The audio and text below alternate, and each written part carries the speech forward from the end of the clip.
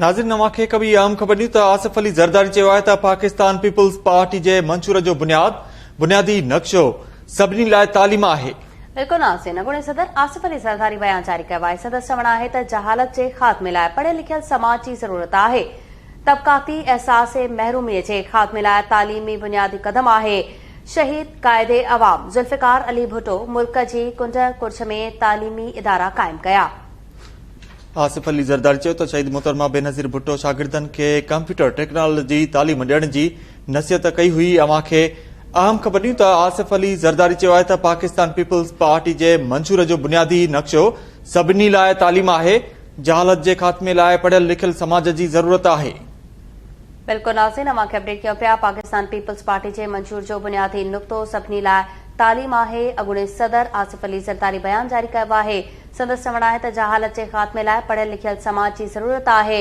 तबक़ाती एहसास महरूमीअ जे ख़ात्मे लाइ तालीम बुनियादी क़दम आहे।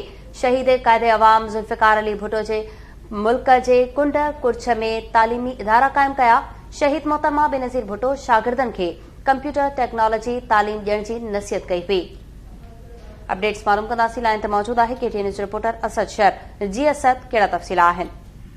जी बिल्कुल, अॻूणे सदर आसिफ अली ज़रदारी तालीम जे आलमी ॾींहं जे हवाले सां इंतिहाई अहम बयान जारी कयो आहे। ऐं जेको बयान जारी कयो आहे उन में अॻूणे सदर जो चवणु आहे त सभ खां वधीक तालीम पाकिस्तान पीपल्स पार्टी जे मंशूर जो अहम हिसो आहे। हिन जो चवणु आहे त शहीद कायदे अवाम ज़ुल्फ़िकार अली भुट्टो मुल्क जे कुंड कुर्छ में तालीमी इदारा क़ाइम कया।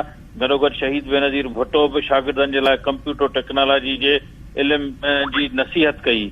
हिन जो चवणु आहे त बेनज़ीर सपोर्ट प्रोग्राम ज़रिए ग़रीब शागिर्दनि जे लाइ वसीले तालीम प्रोग्राम शुरू कयो वियो ऐं उन तहत शहरी पंहिंजे ॿारनि खे तालीम याफ़्तो बनाए रहिया आहिनि।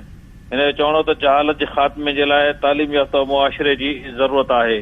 जी असद शर, तफ़सील ॿुधाइण लाइ महिरबानी।